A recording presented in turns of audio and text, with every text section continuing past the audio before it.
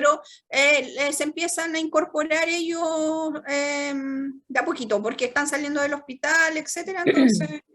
Ya. ¿Ya? Bueno, buenos días a todos. Recording in Hoy día progress. hoy vamos a hacer la clase de vía aérea, que en realidad es bastante importante, y la pandemia nos ha demostrado que el manejo de la vía aérea y de la intubación específicamente es fundamental para el manejo de los pacientes, sobre todo en las condiciones actuales. Oye, ¿por qué no la puedo pasar? No puede... Aquí, ya la pillé. Ya, ok. Entonces, aquí les voy a mostrar la parte anatómica, ¿cierto? Un corte sagital de un humano, para que vean ustedes cuáles son las estructuras. ¿Se ve mi cursor, Silvita, o no? Sí, Sí, doctora, se ve. se ve. Ya. Entonces, esta es la cavidad oral, ¿cierto? Orofaringe, nasofaringe, y acá, ahí se ve la epiglotis, ¿cierto? Al final de la lengua se ve este repliegue epiglótico, esa es la vallécula, ¿cierto? Y acá, laringe, glotis y tráquea. Por acá adelante va adelante va la tráquea, y por acá va el esófago. ¿Ya?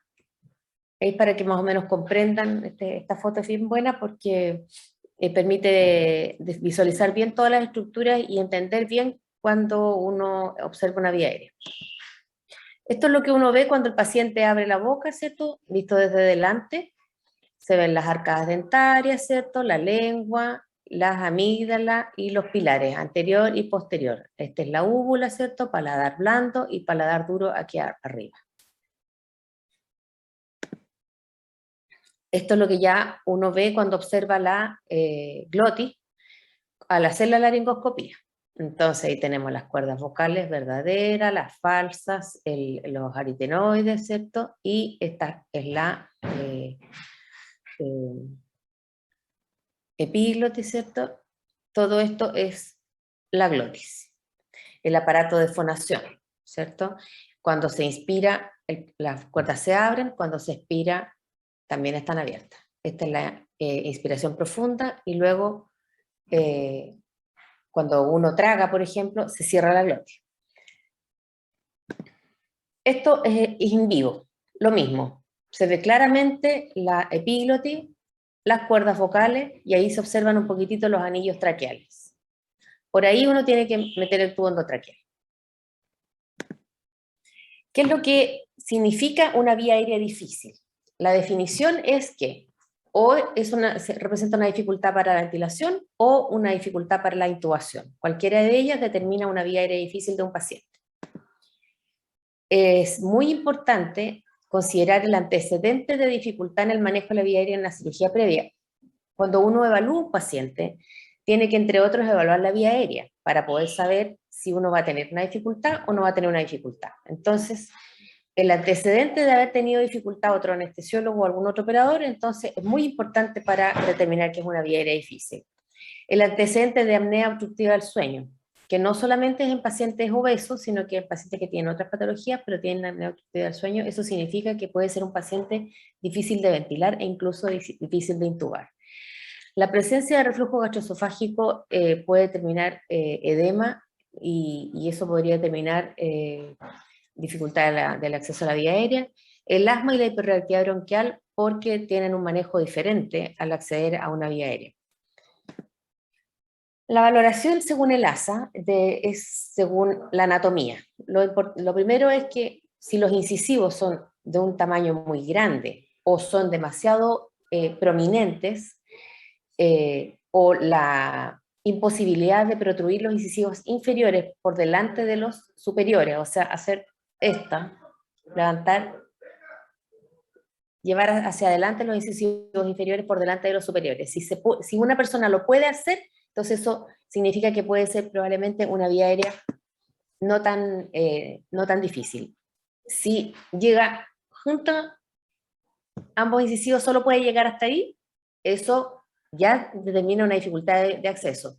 Y si realmente no los puede llevar ni siquiera alcanza los incisivos inferiores con los superiores, entonces eso ya es una vía aérea difícil, con certeza.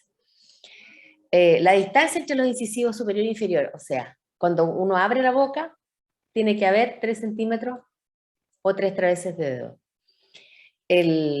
La micro o retro o prognatismo, o sea, el lugar donde esté ubicado la pera del paciente, el mentón puede ser chiquitito, y eso es una micrognatia. La retrognatia es que el mentón está más atrás, y el prognatismo son los pacientes que tienen el maxilar inferior protruyente. Esos son los papiches que se llaman normalmente. Las características del paladar, o sea, si es un paladar ojival o no, si es un paladar hendido, también puede determinar dificultad de la vía aérea. La lengua, el tamaño de la lengua, hay pacientes y patologías, síndromes, digamos, que tienen macroglosia, como el síndrome de Down, y eso puede determinar una dificultad de acceso a la vía aérea, no solo de intubación, sino que también de ventilación. Pacientes, por ejemplo, que tienen tumores de lengua. La distancia tiromentoniana, desde el mentón hacia el cartílago tiroides, tiene que ser de mínimo 6,5 centímetros. El paciente que tiene cuello corto, esos pacientes cogote almeja, eso es un paciente que tiene dificultad de acceso a la vía aérea. El cuello ancho también, los pacientes que son obesos en general tienen una circunferencia de cuello muy grande, y esos son difíciles de ventilar y de intubar. La movilidad cervical es muy importante para poder posicionar al paciente para acceder a la vía aérea. Esta es la movilidad cervical.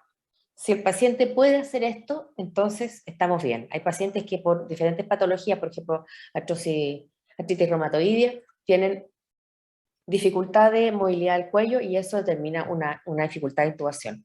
El Mallampati es otra clasificación que nos permite anticiparnos a la calidad de acceso a la vía aérea. Los parámetros anatómicos que recién le mencioné es parte de la valoración ASA, pero aparte de eso hay que considerar no solo todos esos parámetros que les acabo de decir, sino que si el paciente es o no obeso, si tiene o no malformaciones congénitas, si tiene tumores, traumatismo, quemadura, infecciones, o si son embarazadas, porque las embarazadas por edema tienen unas características anatómicas más dificultosas para el acceso a la vía aérea. Esta es la clasificación de Mallampati que les mencioné recién. El doctor Sea les mencionó también la clasificación de Mallampati. Este es un Mallampati 1 en que se observan absolutamente todas las estructuras, se ve la úvula completa y se ve incluso la retrofaringe. En cambio, en el Mallampati 2, la úvula ya no se ve y se ve paladar blando y duro. O sea, se ve la mitad de la úvula. En el Mallampati 3 se ve solamente paladar duro y blando, y en el Mallampati 4 solamente el paladar duro. El Mallampati 4 significa que probablemente va a ser muy difícil acceder a la vía aérea, y el Mallampati 1 significa que probablemente vamos a tener un acceso fácil a la vía aérea. Pero esto no es una certeza, es una clasificación que ayuda a la evaluación de la vía aérea. Ahora, el 2 y el 3 no significan nada, podría ser fácil o podría ser difícil. Este es un paciente obeso, ¿se fijan? Este paciente probablemente va a tener un muy difícil acceso a la vía aérea. La barba significa que vamos a tener dificultad en la intubación, porque en la máscara facial no se va a ajustar del todo, se va a escapar el aire por entre medio de los pelitos de la barba. Y además, este paciente se observa una circunferencia de cuello muy grande, y probablemente eso va a determinar no solo la mala ventilación, sino que una vía aérea difícil. Hay una posición especial que se usa para los obesos para que podamos acceder a la vía aérea. Estas son las malformaciones congénitas de las que le hablé, ¿cierto? Que determinan en todas ellas diferentes dificultades del acceso a la vía aérea. Esta es una retrognatia, lo que les mencionaba recién. Este es un síndrome específico en humanos, ¿cierto? El paladar hendido, la hidrocefalia, todas las malformaciones congénitas pueden determinar un difícil acceso a la vía aérea. Estos son tumores. Los tumores pueden determinar diferentes grados de dificultad de acceso a la vía aérea, porque, por ejemplo, en este paciente no podemos pensar que vamos a tener un acceso fácil. Estos son tumores de cuello, tumores de parótida, diferentes tumores de cara. Estos son los traumas. Los traumas, como ustedes pueden ver, pueden determinar diferentes dificultades de acceso a la vía aérea. A veces no se reconoce absolutamente nada.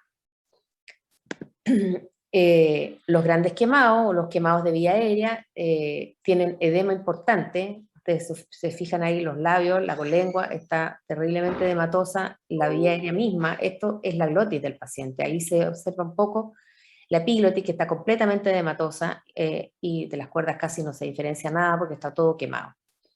El edema de vía aérea puede llegar hasta el árbol bronquial por aspiración de aire caliente.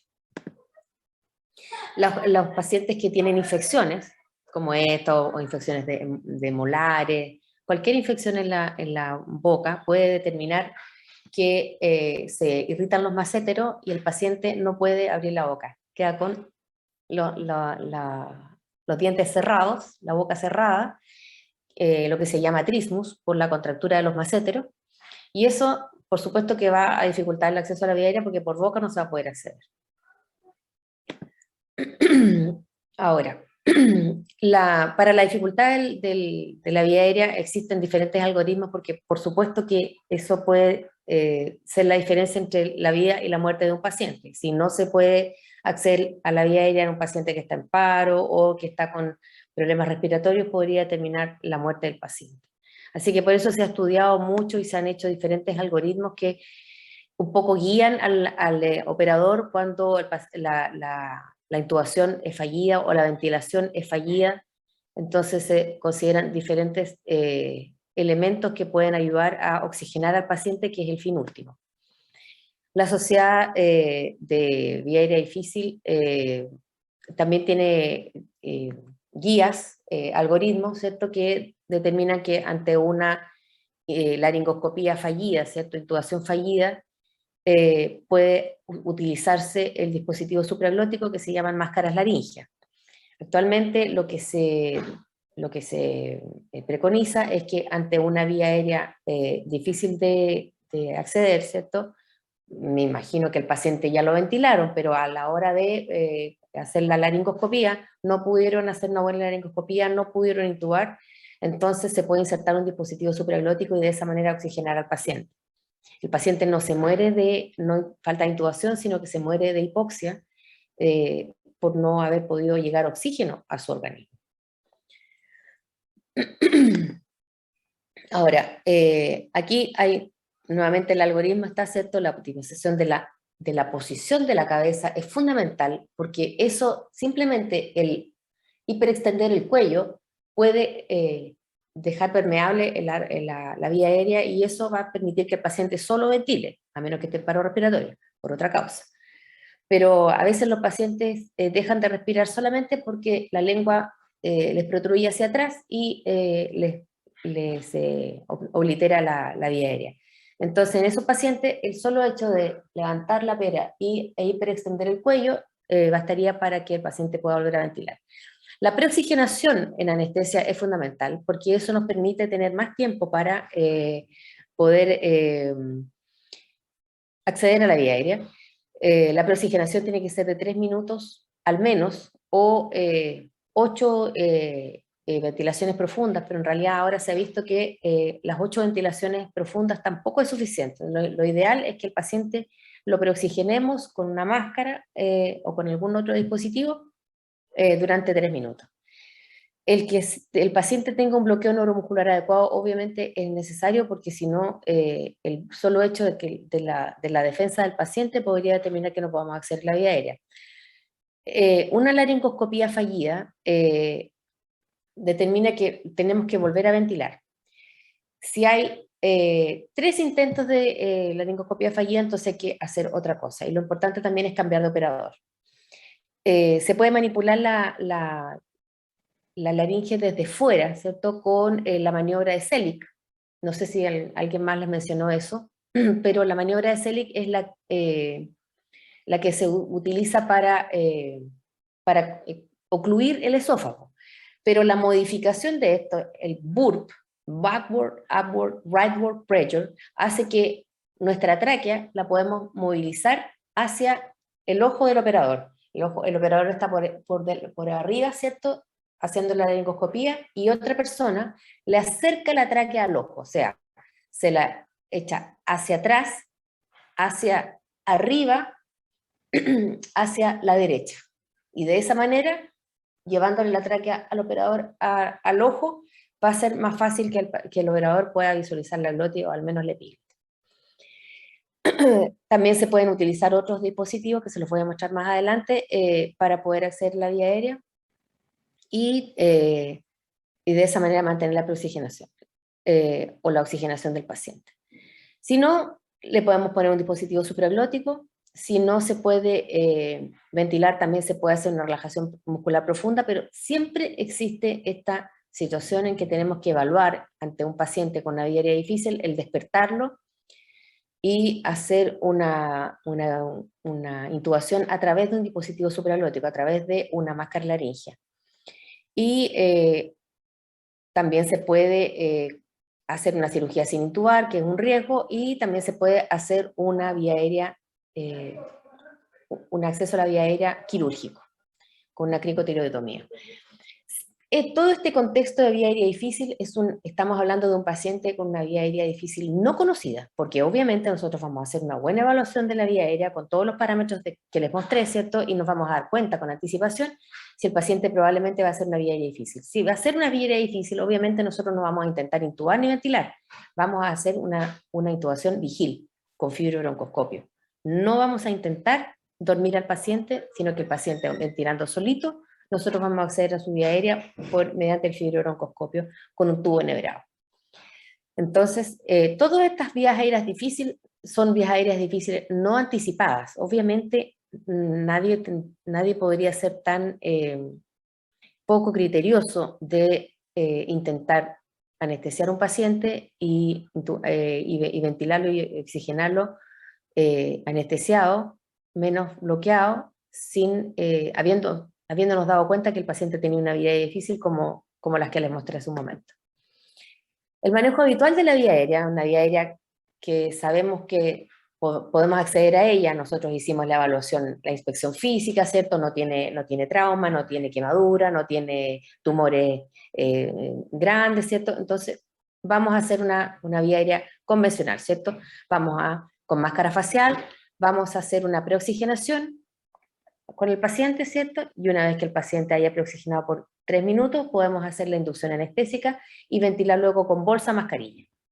Si nos dificulta el posicionar al paciente no es suficiente, podemos utilizar una cánula orofaringea para permeabilizar la vía aérea y retirar la lengua hacia adelante y hacia arriba para poder permeabilizar la vía aérea. Luego vamos a instalar el tubo endotraqueal, oral o nasal, ¿cierto? Y esto significaría una laringoscopía convencional.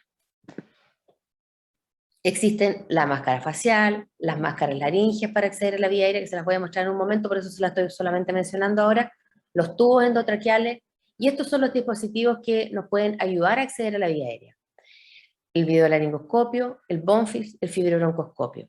La punción cricotiroidea transtraqueal, eso es una vía aérea quirúrgica de emergencia que es raramente necesaria, y también la técnica de intubación retrógrada por medio de una guía, todo accediendo a través del cartílago cricotiroideo. Pero eso es muy raro, de hecho, personalmente no lo he tenido que hacer, gracias a Dios. Voy a tocar madera. Bueno, después voy a tocar madera. Y aquí les quiero mostrar las máscaras faciales. Esta máscara facial se usa para preoxigenar, ¿cierto? O ventilar un paciente boca-nariz, de esta manera, ¿cierto? La posición que se utiliza para ventilar, ¿cierto? Es 2 deditos por lo menos para comprimir la máscara y para permitir el sello, y un tercer dedo o más de un dedo para mantener la hiperextensión del paciente y poder ventilarlo. Estos son los dispositivos bolsa máscara, con la mascarita facial puesta ahí, ¿cierto? Y esta es la forma de preoxigenar al paciente. 2 dedos por sobre la máscara y 1 o más dedos levantando el mentón. Estos son las cánulas orofaringeas de las que les hablé. Se se ponen en la boca, ¿cierto? De esta manera, de forma que la lengua, a ver, aquí le puedo, la lengua se vaya hacia arriba. Aquí queda la boca, ¿cierto? Y la lengua se levanta y por este conducto se puede oxigenar la vía aérea. Oxigenar al paciente. Bueno, esta es la posición en que nosotros vamos a ver al paciente para hacerle la intubación, ¿cierto? Estábamos ventilando con la mascarita, ¿cierto? Y luego vamos a introducir el laringo, que es este, por el lado derecho, la comisura derecha de la boca, y desplazando las estructuras hacia la izquierda, hacia arriba y hacia los pies del paciente. Primero se desliza la hoja del laringo por la lengua. Se desliza suavemente para que recorra la lengua. Y luego se levanta de esta manera. No se hace el muñequeo, sino que uno recorre la lengua y luego levanta hacia los pies del paciente, hacia la izquierda y hacia arriba. De forma de que nunca esta hoja de laringo vaya a chocar los dientes o la punta de la hoja vaya a romper la tráquea. Es por eso que es muy importante la forma en cómo uno accede a la vía aérea. Esto es un tremendo fierro, entonces puede hacer daño dentro de la cavidad oral. Ahí se ve cómo se recorre la lengua con el laringo y se deja la punta en la vallécula. Esto con un laringo curvo. El laringo recto o Miller, esta hoja Miller va a levantar la lengua y va a ir a levantar la epiglotis también. Entonces se va a ver la glotis completa, como en este dibujo. En el caso de que uno use una hoja curva, en esta parte va a haber la epiglotis, porque va a levantar por debajo, el laringo lo va a poner ahí, y va a levantar desde la vallécula, y la glotis se va a ver completa. Ahí está la glotis. Estos son los dispositivos supraglóticos o máscaras laringeas que hay de diferentes tipos. Esta es una Supreme, ¿cierto? Que para mi gusto la mejor. Y esta es la máscara laringea convencional. Esta es una, ¿cómo se llama esta? Fast Track, que es una máscara laringea a través de la cual se puede instalar un tubo endotraqueal. Ahora ya no hay muchas, pero hay de 3 tamaños, 3, 4 y 5 para diferentes tamaños de boca y solamente en adultos o adultos pequeños o niños grandes. Pero con esta máscara laringea no solo se puede ventilar al paciente, sino que a través de ella se puede pasar un tubo endotraqueal y dejar la vía aérea paciente intubado. Luego se retira esto, con este empujador se mantiene el tubo in situ y se retira la máscara laringea dejando el tubo posicionado. Este es un tubo endotraqueal común y corriente, ¿cierto? Tiene una curva preestablecida que va a ayudar a la laringoscopía y el CAF que se infla en la tráquea. Aquí quedan las cuerdas vocales y el CAF se infla justo debajo de las cuerdas. Este CAF se infla solamente para lograr el sello de la vía aérea, para que no filtre la vía aérea. No más allá. La idea de no inflar demasiado el CAF es porque la presión que se ejerce desde dentro del CAF hacia la mucosa traqueal podría causar isquemia. Esa isquemia luego cicatriza y eso podría determinar una estenosis de tráquea. Por eso el CAF se infla solo lo suficiente para que no filtre y por eso es que se escoge el tubo más grande que quepa en la vía aérea del paciente. Hay diferentes tipos de tubo endotraqueal. Este es el convencional, ¿cierto? Este es un tubo anillado que permite moverse y se puede utilizar en cirugías de cabeza y cuello, por ejemplo, en que necesitamos que los cirujanos tengan libre acceso para mover el tubo. Este es un tubo preformado oral y este es un tubo preformado nasal, que queda dobladito, tiene esta curva preestablecida, porque si uno pretende doblar este tubo, se va a colapsar en el doblez. En cambio, este que viene preformado va a quedar doblado en una comisura o en otra, o al medio de la boca para determinada cirugía. Y este es un tubo nasal que se introduce a través de la nariz y pasa por la naso, la orofaringe, hasta llegar a la tráquea en cirugías, por ejemplo, en que van a, por ejemplo, cirugías dentales, en que van a estar ocupando la vía aérea, o cirugías de cabeza y cuello también. Este es un GAM.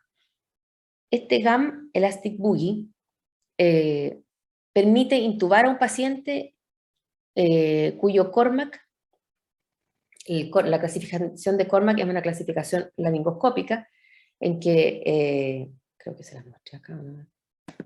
No. Por ahí tengo la clasificación de Cormac. Bueno, pero la clasificación de Cormac es que esto es un Cormac 1. El Cormac 2 significa que uno ve solamente la mitad posterior de la glotis. El Cormac 3 significa que uno ve solo la epiglotis, y el Cormac 4 en que no ve nada. Entonces, en un Cormac 2 o 3, uno podría utilizar este dispositivo para enhebrar el tubo. Hace la laringoscopía, pasa el GAM y luego pasa el tubo que está enhebrado. ¿Por qué esto permite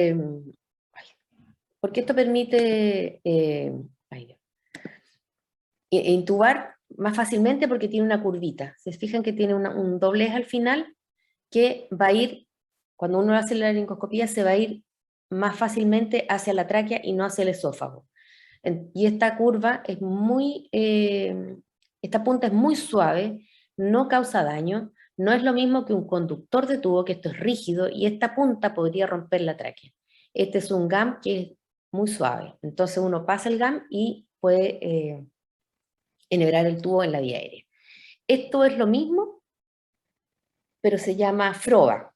Este FROBA tiene un canal interior por el que uno podría oxigenar al paciente mientras que lo termina de intubar. Y este es un conductor de tubo, este es maleable, uno lo preforma dentro del paquete, ¿cierto? Para que cuando uno tiene una vía aérea difícil y quiere hacer la laringoscopía y enhebrar el tubo hacia arriba, entonces puede usar un conductor de tubo. Este es un video laringoscopio. De lo que les mencioné, desde el año 2009 más o menos, que se está utilizando este videolaringoscopio, que permite que la punta el ojo está en la punta del laringo y no acá. En el laringo convencional, la laringoscopia convencional, el ojo está aquí afuera y el laringo está acá. En cambio, este videolaringo permite que el ojo se traslada hasta acá por una fibra óptica. Entonces, ¿qué es lo que vemos? Eso. Accedemos diferente, no accedemos por el lado, accedemos por el medio de la boca, y visualizamos la glotis acá, allí. Entonces, podemos, con esta fibra óptica y diferentes hojas, hay diferentes modelos de videolaringoscopio, este es un tipo de videolaringoscopio, permite intubar pacientes que normalmente no se podría hacer con una laringoscopía convencional. Esto, como les dije, en el año 2009 se probó que la vía aérea difícil no anticipada se puede solucionar más del 90% de las veces con un videolaringoscopio. Este es un Bonfils. También es un dispositivo de fibra óptica. El tubo se deja enhebrado aquí y también la punta la tiene dobladita, pero es rígido.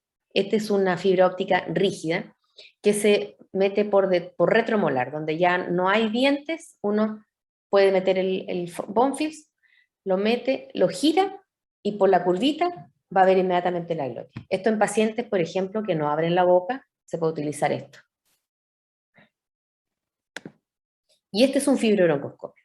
Esta es una fibra óptica flexible de diferentes diámetros que uno puede utilizar para acceder a la vía aérea con el tubo enhebrado, y este fibrobroncoscopio se utiliza por la boca o por la nariz, idealmente por la nariz, porque de esa manera estamos seguros que el paciente no va a morder la fibra, que en ese caso se arruina. Pero esta punta se dirige con este dispositivo se maneja la punta y esta punta se curva para cualquier lado que uno quiera. Por aquí uno pone el ojo, o esto también se puede asociar a una cámara y se ve en una pantalla grande. Entonces, uno tiene el tubo enhebrado, el paciente está despierto, ventilando espontáneamente, uno le hace una anestesia local a la vía aérea desde antes, ¿cierto? Puede ser con una nebulización con anestésico local o con anestésico local tópico. Y también se puede utilizar en los fibrobroncoscopios de adultos, en que hay un canal de trabajo por el que uno también puede instilar anestésico local.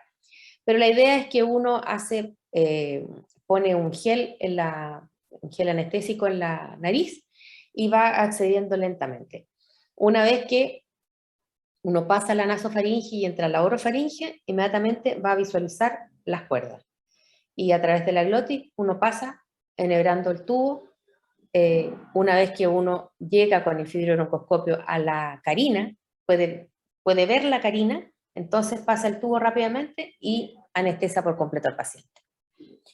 El paciente lo tolera porque uno lo tiene a veces sedado, a veces no, pero sí con anestesia local de todo el trayecto de vía aérea. Aquí se explica la cricotiroidotomía que yo les decía, pero en realidad esto es un procedimiento excepcional y de emergencia en caso de que nada resulte y que todo falle. Entonces, a través de la membrana cricotiroidea se instala con este estilete, ¿cierto? Se puede acceder con un, ¿cómo se llama este? Un manujet, una jet ventilation, o actualmente con algún otro dispositivo, o incluso se puede meter el tubo directamente, porque uno hace una incisión, mete un GAM con un tubo chiquitito enhebrado y pasa el tubo completo por la tráquea. Eso en caso de ultra emergencia. Y en casos de vía aérea difícil al que uno va a acceder, por ejemplo, pacientes como los que les mostré, en que uno sabe que va a tener una vía aérea difícil y va a abordar la vía aérea con un fibrobroncoscopio, de todas maneras puede utilizar la ecografía de vía aérea para visualizar con anticipación la membrana cricotiroidea, y de hecho la puede marcar. De hecho ahí se ve el lumen de la tráquea con el eco puesto de forma transversal, y si uno gira el eco de esta manera va a tener esa imagen y va a ver ahí el cartílago cricotiroideo. Aquí le voy a mostrar más imágenes.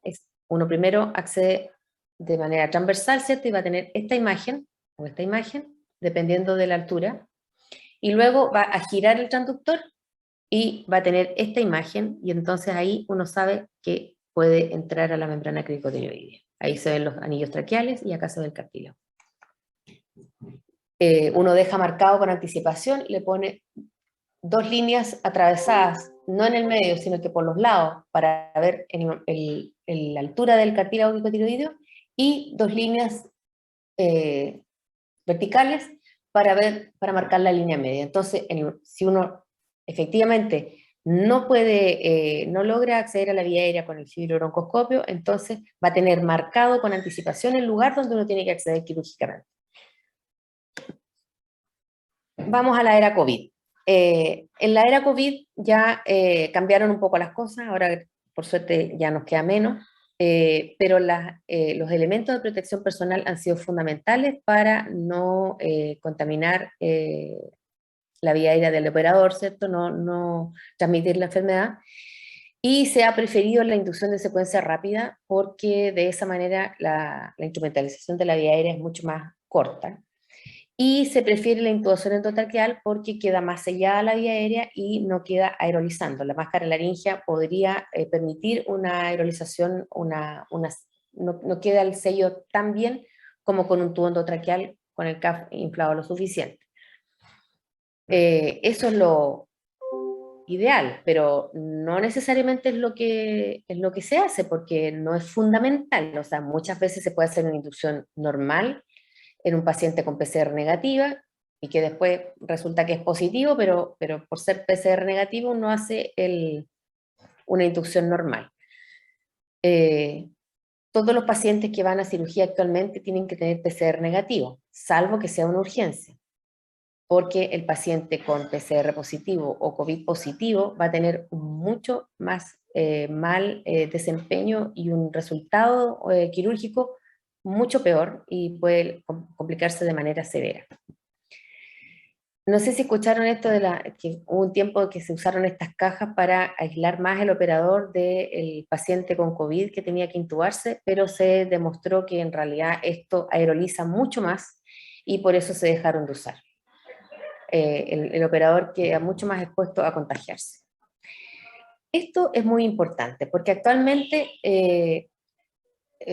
con la pandemia, digamos, se masificaron el uso de estas nariceras de alto flujo, que son estos dispositivos que pueden entregar oxígeno humidificado por las narices, por las narinas del paciente, y de esa manera dan más tiempo para poder acceder a la vía aérea.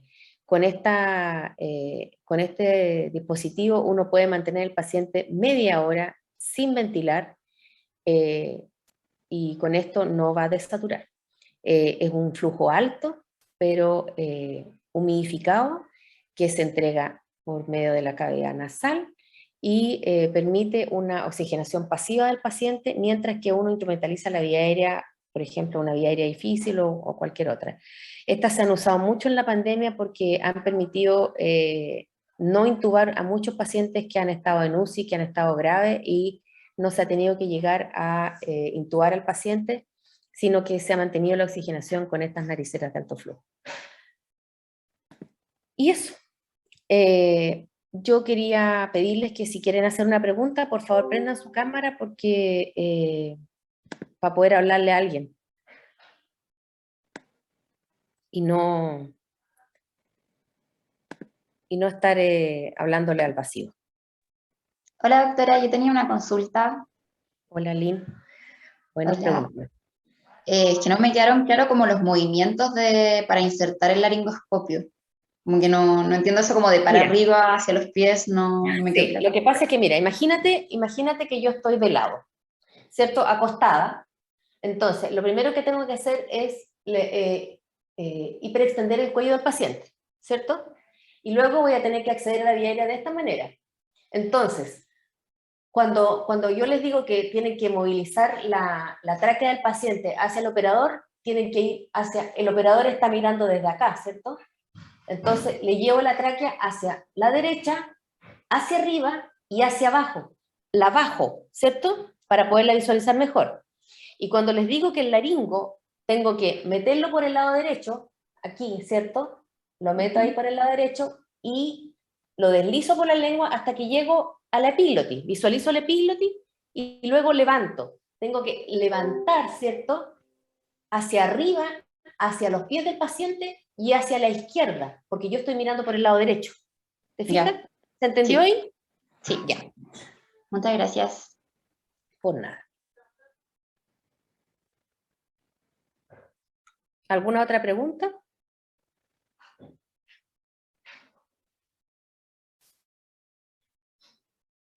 Hola, doctora. Hola.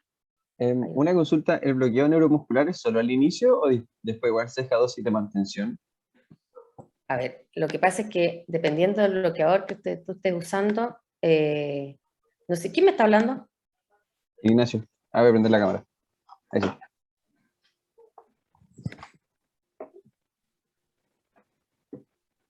¿Ignacio Delgado? No, Escobar, tengo la cámara prendida, la prendí recién. A ver si. Ahí estás. Ya. ¿Qué me habías preguntado?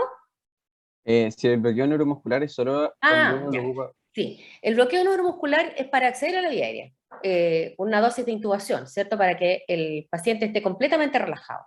Pero dependiendo de la duración del procedimiento, de la cirugía, ese bloqueo neuromuscular se tiene o no se tiene que mantener. Por ejemplo, si estamos hablando de una cirugía de cabeza y cuello, no se necesita bloqueo neuromuscular. Pero para operar abdomen, ¿cierto? El paciente tiene que estar relajado para que el cirujano pueda abrir su campo quirúrgico y no esté habiendo resistencia muscular del paciente. En ese caso se repite el bloqueo neuromuscular y se repite las veces que sea necesario. Si no necesitamos relajo muscular, bloqueo neuromuscular, entonces no se repite. Y de Perfecto. hecho, no siempre se usa bloqueo neuromuscular para acceder a la vía aérea de un paciente. A veces en los pacientes pediátricos que son tan pequeñitos y que se va a hacer una cirugía sin necesidad de bloqueo neuromuscular, no se requiere usarlo. Con una anestesia profunda basta.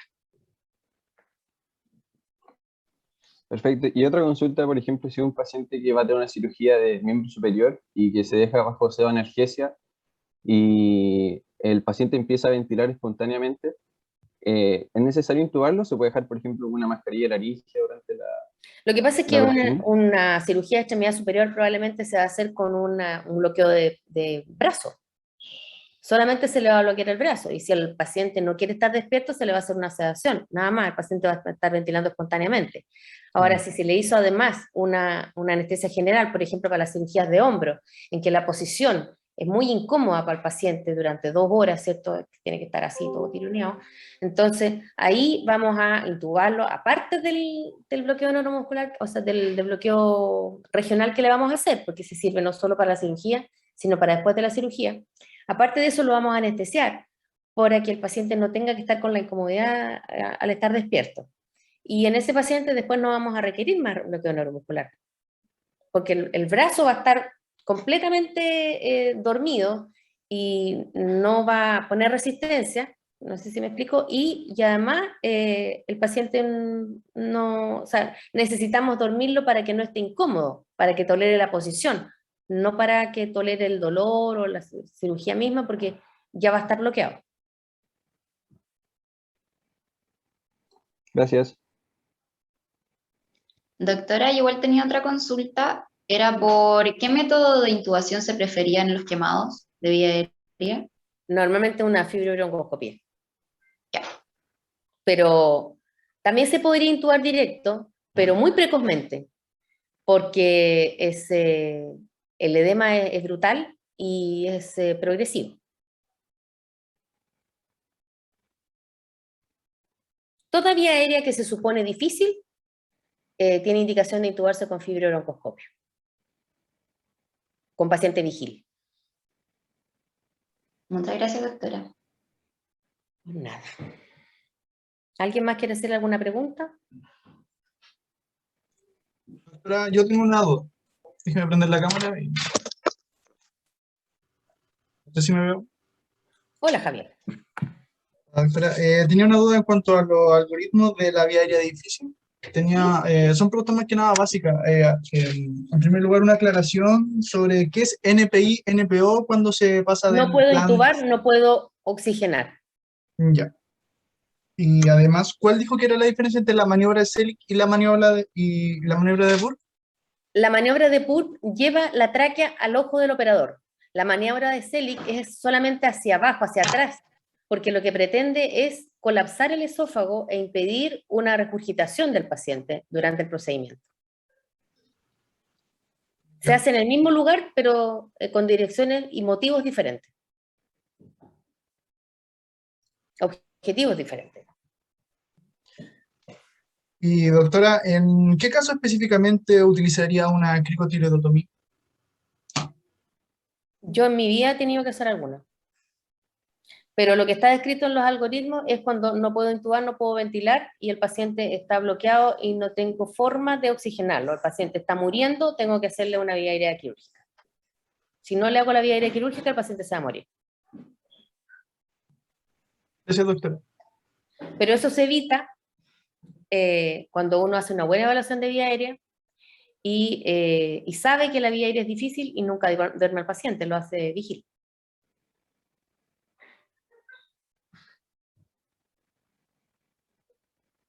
¿Mm?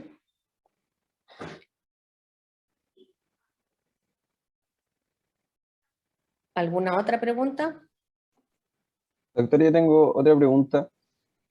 Cuando se deja al paciente ventilando espontáneamente, ¿se deja sin ningún dispositivo o se necesita igual que con una mascarilla de laringe o algo? Cuando le hago un bloqueo regional, como lo que te decían antes, que se le Claro. dormía el brazo, por ejemplo, no, pues, el paciente ventila espontáneamente. El paciente está despierto o sedado, pero ventilando espontáneamente. por sus medios. Ah, perfecto, sin ningún dispositivo de apoyo, nada. Claro, porque eso ya no sería una ventilación espontánea. Gracias. O sea, se puede dejar un paciente con un tubo puesto o con una máscara laringea puesta en ventilación espontánea, pero con una anestesia general.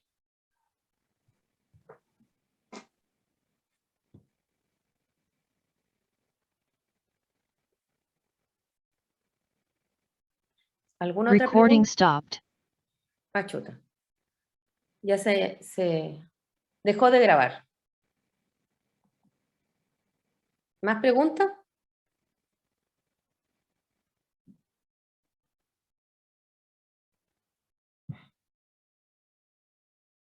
¿Se acabó la cosa o no? ¿Silvita? Doctora, No, o sea, si no hay más preguntas, sí, no sé, chicos, ¿hay más preguntas? sí, yo quería saber lo del CAP, que dijo que solamente se infla para que no filtre. ¿Cómo sabemos cuánto hay que inflar? Hasta que deja de filtrar. Hay unos dispositivos que se llaman cafómetros, que miden la presión que se ejerce desde dentro del CAF hacia afuera. Y eso tiene un relojito que tiene una partecita roja y una partecita verde. En la partecita verde tiene que quedar porque es la presión necesaria para que no filtre y suficiente para que no produzca isquemia. Ya. El CAF se infla si uno no tiene un CAF, escuchando. Uno le pone un CC, escucha si filtra, si no le pone otro CC y así. Solo hasta que deja de filtrar. Ya. Y lo más importante es escoger el tubo más grande que quepa en la glotis, porque si uno le pone un tubo muy pequeño va a tener que inflar mucho el CAF para que no filtre. En cambio, si uno le pone un tubo lo más grande posible, va a tener que no inflar o inflar muy poquito. Y esa es la idea. Perfecto, muchas gracias. A ti, pues. ¿Alguien más quiere preguntar algo, no?